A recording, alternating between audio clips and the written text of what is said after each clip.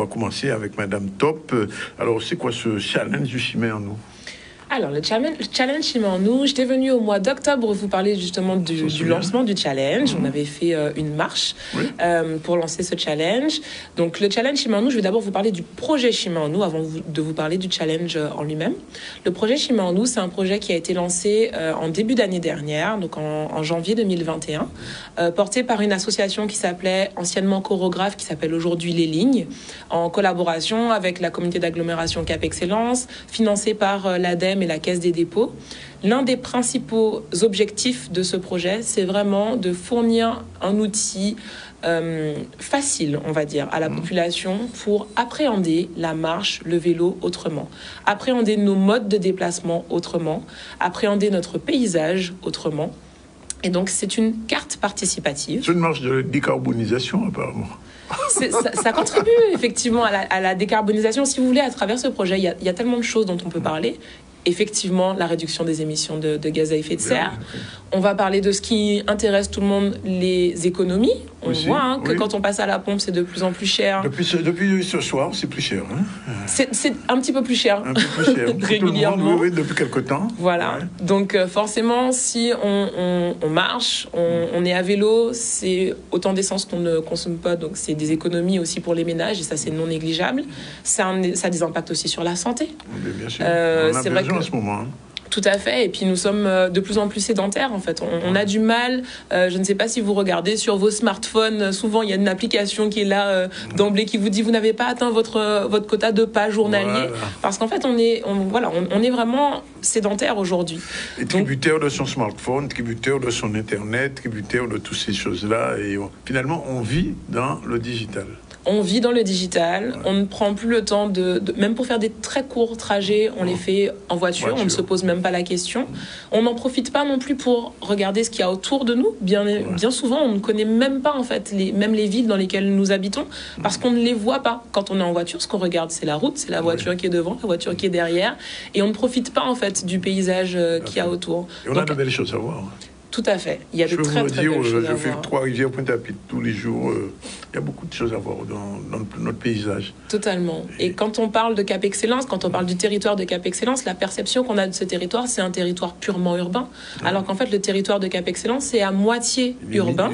Et à moitié, c'est vraiment du 50-50. 50% donc urbanisé et 50% de paysages naturels et agricoles. Et ça, c'est un aspect qu'on ne voit pas forcément. Et même dans l'urbain, on a des pépites, on a des... Que ce soit d'un point de vue architectural, mais aussi on a des poches comme ça de nature en ville qu'on ne voit plus.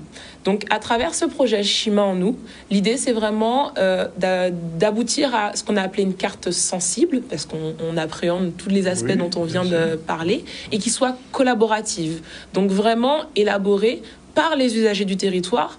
Nous, aménageurs, nous avons une vision du territoire. Effectivement, on a une idée des sentiers qui existent, mais les usagers utilisent certainement des petits chimins-chiens, comme on peut dire. On n'a pas appelé la carte chimin-chien. On aurait presque pu. Ça été bien, chimin-chien. Oui, mais Chimay en nous, ça intègre vraiment tout le monde. Bon, c'est fédérateur. Voilà, c'est totalement fédérateur.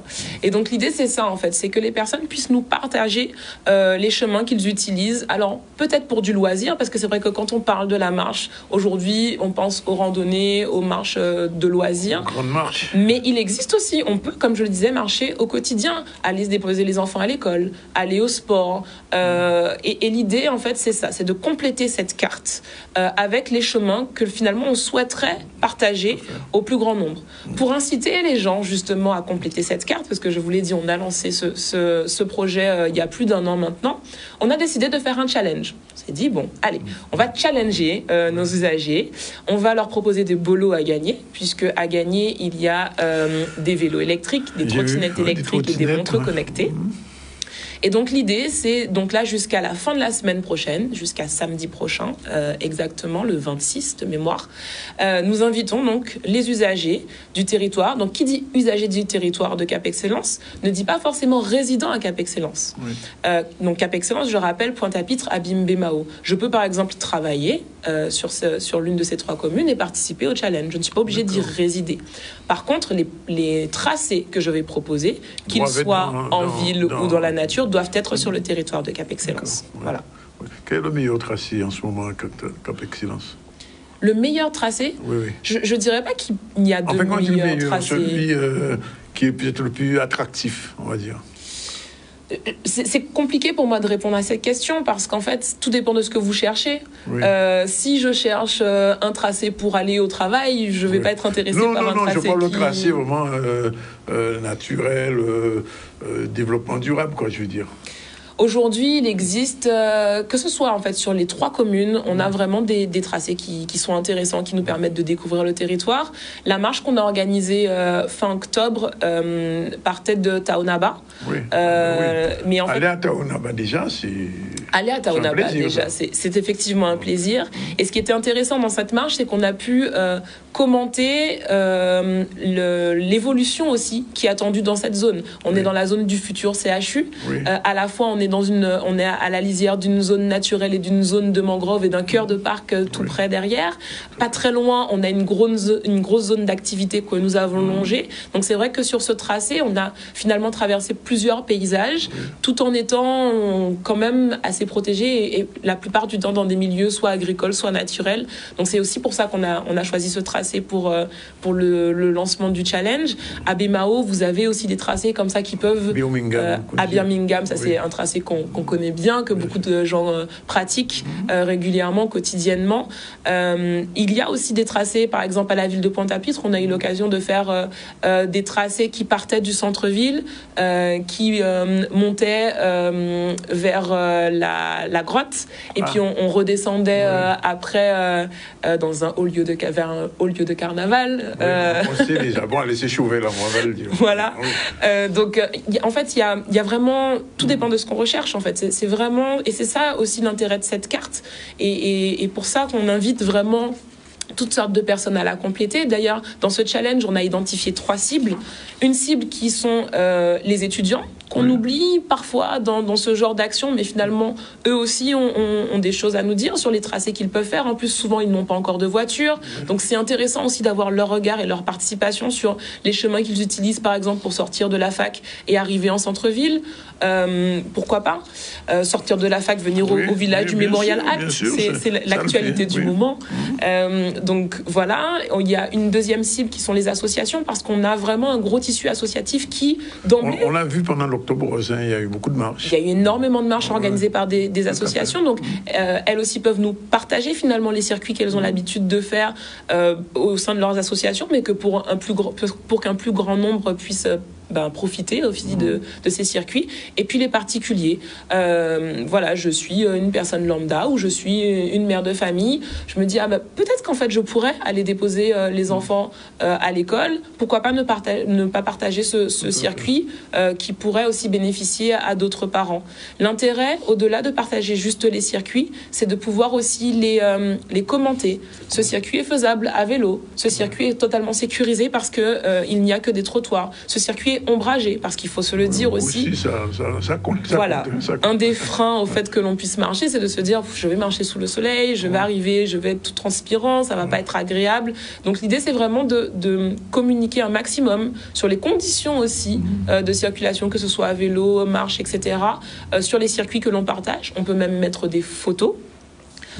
Pour dire attention, sur ce circuit, en plus, non seulement je l'utilise pour me déplacer d'un point à un point B, mais il y a un magnifique point de vue. Sur ce circuit, vous allez aussi rencontrer des vestiges du passé. Quand on a fait par exemple notre circuit dans la marche de lancement, on a vu effectivement des vestiges de l'ancien chemin de fer qui passait par là et qui allait jusqu'à Darboussier. Donc c'est vraiment une carte qui peut être alimentée de tout un tas d'informations et qui peut servir donc à la personne lambda qui veut juste se déplacer pour aller pratiquer son activité sportive et qui se dit finalement j'imaginais pas, mais ce circuit-là, ce tracé-là est ombragé, donc je peux essayer d'y aller à pied. Ou la personne qui se dit ce week-end j'ai bien envie de faire une petite marche en famille, et donc voilà, je vais... Alors Anaïs, il y a des gens qui nous regardent en ce moment et qui se disent je veux bien participer, mais comment faire le mode d'emploi? Alors concrètement, pour participer, il faut envoyer un email à l'adresse challengemdd@capexcellence.net. va le répéter à la fin. Oui, et vous le voyez sur l'affiche qui est actuellement affichée. Donc, challengemdd@capexcellence.net. Lorsqu'on envoie cet email, vous allez recevoir en fait un email de confirmation et il va vous inviter à renseigner un formulaire d'inscription. D'accord. Une fois que vous avez renseigné le formulaire d'inscription, vous recevez des vidéos didacticielles donc pour vous accompagner sur la façon dont vous pouvez participer au challenge. Concrètement, comment on fait le tracé du téléphone, de l'ordinateur, est-ce que je le fais en direct pendant que je marche ou est-ce que je le fais de chez moi. Tout ça vous est expliqué. Et puis aussi une invitation à valider votre compte. N'importe qui ne peut pas proposer de tracé. Il faut que nous puissions ce qu'on appelle modérer derrière les tracés et les valider pour que la carte au final soit qualitative. Donc il faut vraiment, ça c'est une étape importante parce que certaines personnes se sont inscrites mais n'ont pas validé leur compte, donc ne peuvent pas encore participer vraiment et proposer des tracés. Donc on vous invite, on vous signale l'adresse qui vous sera, de quelle adresse vous sera envoyée la validation du compte. Et puis après, nous sommes disponibles par téléphone, par mail pour accompagner toutes les personnes. Et on peut faire tous les chemins que l'on souhaite. Vraiment, là, tant que c'est sur le territoire de Cap Excellence, on peut faire tous les chemins que l'on souhaite. On a quand même déterminé un certain nombre de critères pour savoir qui gagnera les boulots qui a gagné. Parce qu'il ne suffit pas juste de faire 500 mètres de chemin et se dire je vais gagner un vélo. Donc, dans les critères, il y a le nombre de nouveaux chemins partagés. C'est-à-dire que si vous proposez un chemin qui a déjà été proposé 10 fois, on le prendra en compte, mais c'est sûr que si vous en proposez des nouveaux, ce sera des petits bonus. Il y a la longueur des itinéraires proposés. C'est vrai minimum. Il n'y a pas de minimum. Pas de minimum. Mais en fait, on va regarder par rapport à tous les participants, on va comparer en fait, et ceux qui auront... Celui qui a fait 10 km, celui qui a fait 10 mètres, d'accord. Voilà, forcément. Si celui qui a proposé 10 km a quand même eu une contribution, et il s'est un peu plus investi dans le challenge que celui qui aura proposé 10 mètres, donc c'est normal qu'il soit plus récompensé. Ensuite, il y a les typologies en fait de tracés. Est-ce que j'ai proposé que des tracés urbains? Est-ce que j'ai proposé des tracés en nature? Est-ce que j'ai proposé les deux? Est-ce que j'ai fait l'effort de proposer différents types de tracés? Ça aussi, ce sera récompensé.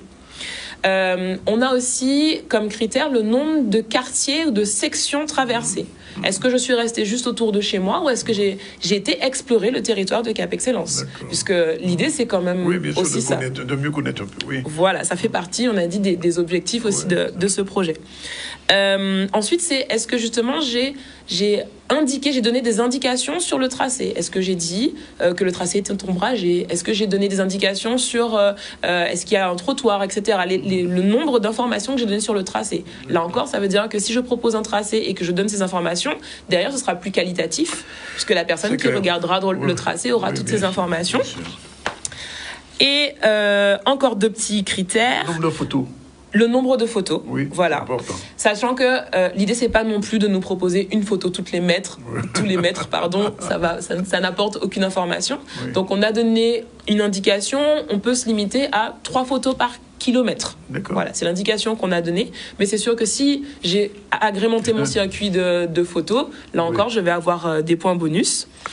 Et puis, le nombre d'équipements desservis. Si j'ai fait un tracé qui dessert des écoles, des équipements sportifs, etc., des sites naturels remarquables, là aussi, ça va être des... Mais alors, Anaïs, une fois ce concours, ce challenge terminé, qu'est-ce qui va se passer? Ça va être renouvelé chaque année? C'est une opération ponctuelle ou elle sera pérenne? Alors, ce qui est ponctuel, c'est la partie de challenge et la remise de lot, la remise de prix. Maintenant, la carte Chimay en nous, elle existe, elle est sur le site de Cap Excellence. Et donc, du coup, on peut continuer, si on souhaite continuer à participer, à alimenter cette carte pour qu'elle devienne un vrai outil utilisable par tout un chacun. Ça devient une application demain? Là, on est en train de réfléchir à le faire évoluer en application. Aujourd'hui, c'est une carte qui est hébergée sur notre site. On est en train de réfléchir à le faire évoluer en application. Il y a aujourd'hui même des associations qui s'appuient aussi sur cette carte-là pour partager des circuits qu'elles font. Même en ville, pourquoi pas partager des circuits touristiques avec du tourisme mémoriel, par exemple. Donc, l'idée, c'est vraiment que cette carte puisse être un outil partagé par le plus grand nombre. Et donc, après le challenge, cette carte continue continue à exister. Et si vous nous écrivez, vous pouvez bien évidemment continuer à y contribuer. Je note quand même quelque chose. Le vélo assistance électrique, oui. Une valeur de 1 359 €. Tout à fait. C'est quand même. Pas rien, hein. C'est pas rien. C'est pas rien. La trottinette à 540 €. La montre connectée quand même à 74 € environ. Bon, enfin, il y a de quoi, puis des gagnants. Alors, autre chose quand même, en dehors du challenge, comment se porte le développement durable en Guadeloupe, puisque vous êtes quand même, Anaïs, responsable du développement durable à Cap. Comment ça se passe? C'est une vaste question. Je sais. Ça pourrait faire l'objet d'une seule émission, d'une heure d'émission, mais enfin, on connaît quelques petits mots quand même. Alors, il y a des choses qui évoluent. On se rend compte qu'il y a quand même des prises de conscience. Aujourd'hui, même dans l'action publique, c'est vrai que tout ce qui relève, par exemple, de l'adaptation au changement climatique, c'est des choses qui nous parlent. On a eu des événements météorologiques. On est obligé, pratiquement. On est contraint, là. Voilà, on a eu des événements météorologiques ces dernières années qui ont fait qu'il y a eu des prises de conscience. Donc, il y a des actions qui sont en train d'être menées, qui sont en train d'être portées. Mais comme j'ai eu l'occasion de le dire à l'époque où je venais plus régulièrement en chronique... c'est la belle époque. On va le dire, Anaïs. Bon. Oui, Anaïs était chroniqueuse du ZCL pendant 3 ans et pour des raisons d'évolution, elle n'a pas pu continuer, mais elle revient aussi souvent. Voilà, mais je reviens toujours parler des mêmes sujets. Mais c'est vrai que le développement durable, c'est l'affaire de tous. Oui. Et c'est vrai que c'est devenu un terme presque galvaudé parce qu'il y a tellement de choses derrière ce développement durable. Donc quand vous me dites comment ça se porte, je peux vous dire que le secteur de l'économie circulaire est un secteur qui est en essor parce qu'il y a énormément d'associations qui